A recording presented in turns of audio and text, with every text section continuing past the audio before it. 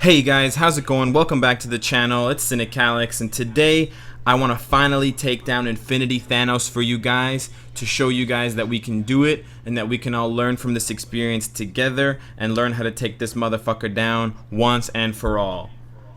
Except I already did it. So just at the start of this video, I want to explain what happened.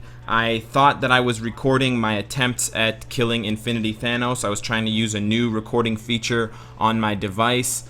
Unfortunately, for whatever reason, the device was not capturing the game while I was playing. I'll tell you guys everything and I'll kind of do a rundown of what happened, but basically, as you guys can see, my play count is down to 4 out of 5 because I did beat him today for the first time. I probably could have done this maybe 2 or 3 weeks ago as soon as I got Shirag, but I honestly was too busy with other things that I did not have the 2 or 3 hours to put aside to sit down and really analyze the boss and figure out what it takes to beat the boss. Because in order to beat this guy, you need to understand his attack patterns. Just like I've said in all the other videos, guys, you need to know what's coming next, and you need to be ready at any moment's notice to switch out, to play your press your iframe skill, to do a certain attack, to slightly dodge out of the way, and so on. So I'm really sorry, guys, this video does not contain the actual footage of me beating Infinity Thanos. That is going to have to wait for next week when obviously it rolls around again, but I will bring that to you, promise, once I do get it. However, I did want to make this video just in case there are people out there, and I know there are people out there who are in my position where they have the tools but they just don't feel like they can do it, or they just don't want to sit down and take the time to do it. I'm sorry that I can't give you the full experience, but I will give you the partial experience, and hopefully that will be enough to inspire some people to go out and beat Infinity Thanos. Thank you for the Dimension Rift. So it's basically like this. You go, obviously you start with you have Shirag, but I tried to have Star-Lord as my leader, and I honestly wasn't doing enough damage. It's kind of weird, but I was kind of consistently getting him down to about 100,000, 50,000 even, and then I would run out of time or I would die from making a mistake. Then I tried that for about 2 hours without success. It was Star-Lord lead, Shirag, and then it was Sharon Carter, or Agent 13. Why you choose Agent 13 is because she gives 5% cooldown with Sharon Rogers, I believe, and that cooldown is so important for keeping Sharon Rogers' 3-star skill active, the skill that makes you invulnerable. That is basically the key to beating Infinity Thanos. But I wasn't having luck with Star-Lord as the leadership. I also tried doing Star-Lord, Daisy, and Shirag, but I found that it was just too clunky and constantly switching from Daisy back to Shirag. I'm not really the kind of player that's very good at finessing with, lots of character switching and like, okay, I'm gonna do the buff, but then I'm gonna throw you the buff, man. Haha, let's play, pass the potato. I'm just not very good at that, and I often make mistakes that way and get caught in the enemy's attacks when I'm switching and stuff like that. So I wanted to keep it very simple, so I switched to Agent 13 for the cooldown reduction, and it helped a ton. But the second thing I did that helped more than that was switching the leadership to She-Hulk. Now, She-Hulk's leadership applies, obviously, because Thanos has balls, so he is male. But that extra 3%, honestly, guys, made a huge difference. I cleared the world boss with about a minute left. I also got lucky with some of the skill patterns and some of the dodges, which I'll explain in a little bit. But it was definitely a big reason why I defeated him. So just to be very clear for anybody out there who's got the pen and paper, they're jotting down notes. It was She-Hulk lead, Shirag, and then the third spot was Agent 13. Now, all She-Hulk and Agent 13 are there for is for the team-up bonus and for the leadership bonus. I tried to switch as little as possible because you need to maximize DPS with a tier 1 Shirag. My Shirag is not tier 2, so I needed to do as much damage as I could all the time, constantly pressuring Thanos. So that was what I did for the main team. Now, for the strikers, I'll show you guys the strikers here. The strikers that I used are actually... The strikers that I used were actually inspired by a video that I saw of another player defeating Infinity Thanos. I was originally going with a team of all damage strikers, so I used, Singularity, I used Sister Grimm because the hits still count, even though the damage is negated. It still counts as a when hit to trigger. And then I had Moon Knight and Proxima, and I had Hyperion. But that's not what I had the most success with. That's not actually what I beat Infinity Thanos with. Those strikers, although they added marginally to my damage, I was still getting hit with kind of small in-between attacks from when I was invulnerable and when I was coming down from an iframe skill, like part of his Ultra Beam or whatever the hell it's called. So that wasn't working for me, and I was actually dying at around 500,000 health, and I could not get close to killing Infinity Thanos. The strikers that I used that I had the success with just now were obviously Proxima, but then the other four were fairly straightforward. They were just all the dodge strikers that I have. This is honestly the team that got me there, and I'm pretty sure I could have also gotten there if I'd switched out Proxima for another one, but Proxima did help a little bit with those 6-star skills coming in and dealing roughly 50,000 damage.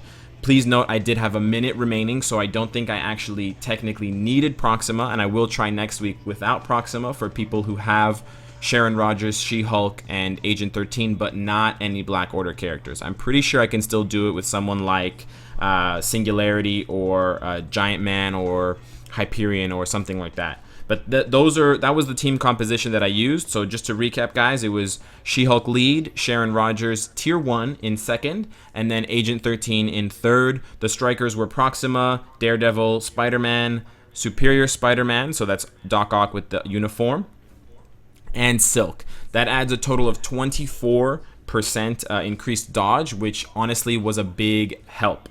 So I want to quickly go over what my characters look like in terms of their setup that I used to kill Infinity Thanos, because I know a lot of people are curious about that. What ISO sets you got? Yo, what's your obelisk? Yo, man, yo, can you show me the ISOs? Bro, what's your Loki ISO? Bro, who should I farm next? So I definitely want to show you guys that to make things crystal clear. Of course, we're going to start with the chainsaw herself, fucking Sharog. 19, 17, 17, 18. We got all attack or energy attack, all defense, HP, skill cooldown. Very straightforward, guys. I'm getting absolutely wrecked on these rank up points. I've probably used already more than 100 of her bios, and I'm not even close. It's really annoying. The obelisk is just to synergize with her ISO set. It's just one of the old 92% recovery rates. I have better ones, but I'm just not using them yet because I want to make them perfect before I equip them on Sharog. And then her ISO set is I Am Also Groot, because I personally think it's the best one of all, and I've dialed it up to 26% recovery by awakening some of my ISO sets and trying to get closer to that 40% max bonus. Her skills are all level 6 because I have a lot of excess gold right now that I don't know what to do with. And so that's all guys. Then next we have She-Hulk. Again, She-Hulk didn't do anything, but I'll show you guys just in case you want to see 17s. And again, another booster, 96%. I Am Also Groot, basically the same thing. All attack, physical attack, all defense, HP, skill cooldown. All the same shit, guys. Here we go, 3 stars. And then Agent 13. Again, Agent 13 didn't do anything in the fight, but just in case you're wondering, 19, 17, 17, 17, physical or all attack, all defense, HP, skill cooldown. Again, another recovery booster, and in this case, I have Stark backing because her damage is crap anyways, so it really doesn't matter to bump it up by a little bit.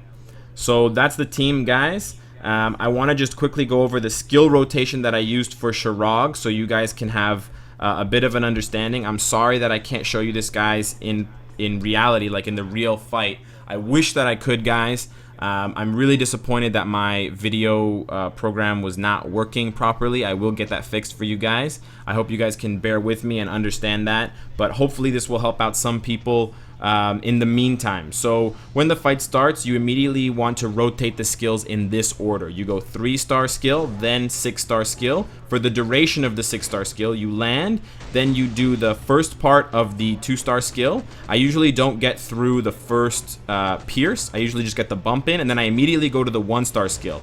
Now I do that because there's a small iframe here when she jumps up, and it sometimes like interrupts Thanos and he stops his attack or his attack misses. If he's doing his Unity Beam or whatever the hell it's called, you will get hit by it as you land, but then you immediately go into the 5-star skill, which is a very long iframe. And the reason why I'm doing the skills in that order is because I want to minimize the amount of time between when Shirag lands and when Shirag can cast her 3-star skill again.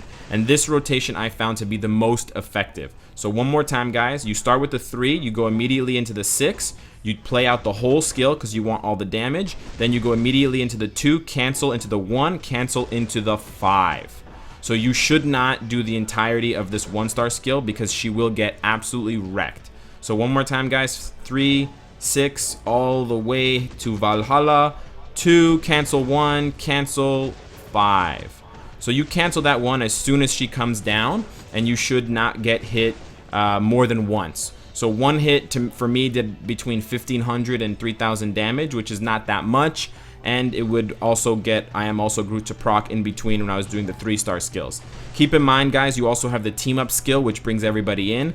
Every single time that I did it, it would use her 3-star skill, so I use that as kind of like my safety or my emergency attack when I kind of screwed up the order of attacks and Thanos was about to hit me with a big one. But I tried to make switching my absolute last resort, because when you switch out, your DPS drops dramatically because you're no longer playing Shirag on Thanos, and then you will be fighting against the clock, and that's really another challenging part of this mission. If you're not using Daisy, if you're not using Werewolf, or if you don't have a tier 2 Shirag, then you really need to be aggressively dealing damage as much as you can. Just to note, guys, if Thanos becomes unattackable because he's going into his purple portals, it will interrupt Shirag's 6-star skill and she will stop running. That also does mess up your DPS a lot, so just try to get into a rhythm. I will show you guys next week, but basically in his second phase, I actually find Thanos' first phase the hardest because of the way he uses the portals. He doesn't actually come out of the portal and attack, he just kind of phases away from you and it kind of just stalls for about 5 seconds. But basically what you want to do is in his second phase and from then on, you want, when he phases forward in the portal and he comes down to punch you and stun you, you obviously want to have the 3-star skill up, but you want to wait until he punches you and then go into your 6-star skill. Because if you're going into your 6-star skill and then he punches you, he's going to interrupt you, and that's going to really screw up your timing for your other skills. And it's so important to get the rhythm going, guys. I honestly did like over 1 million damage to Thanos just locking him into a pattern of, you're going to do your attacks when I'm on the shield and I'm just going to do my pattern of attacks. I wasn't even looking at the timers. I knew everything just by like memory, and I was just going like, you know, 3, 6, da da da da da, do the damage, here we go, okay, 2, cancel to 1, cancel to 5, and just repeating that over and over and over again, and you will get the hang of it, guys, I promise. One more thing I want to say, guys, when in Thanos' third phase, I believe, he will start to phase and do the giant blue balls from heaven. That fucked me up so bad. Two things that I found helped. Make sure that your performance is on high, but your graphics are on low. That helps you run away from the balls a little bit better. I also did switch a couple of times when the balls were gonna hit Shirag and she didn't have her invulnerability up. So that is something that you can do. Another thing, guys, when you see that you have less than a second to do this, but if you time it right and you do the javelin blast, the 5-star skill, if you do that when Thanos is phasing into the blue ball attack, it will interrupt him and he will come out of it. Because I guess the way the game is coded, if a boss tries to target you and you're untargetable because of an iframe skill, the boss will cancel their attack and then try to make another attack against you. So use that to your advantage, play against the AI and the way the game has been coded, and make it work for you guys. Last thing, guys, you can cast the javelin blast. Sorry, the 5-star skill is actually fortification, or sorry, paladin blast. You can cast the javelin blast, the 3-star skill that makes Shirag invulnerable. You have a very small window to cast it when Thanos is phasing away from you and gonna come down with those big blue balls on top of your head, face, and chin.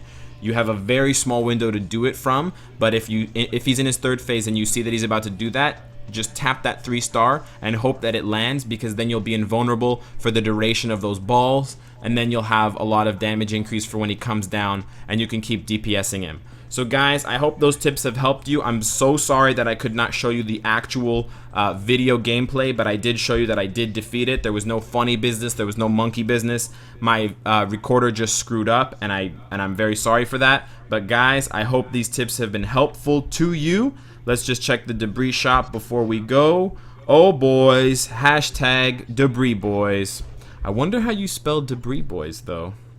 Alright guys, that'll be for another video, but I hope you guys liked it today, and I hope you guys can put up with the lack of actual footage. So anyways, thank you guys. If you like what you see, I hope to see you again tomorrow. Take care.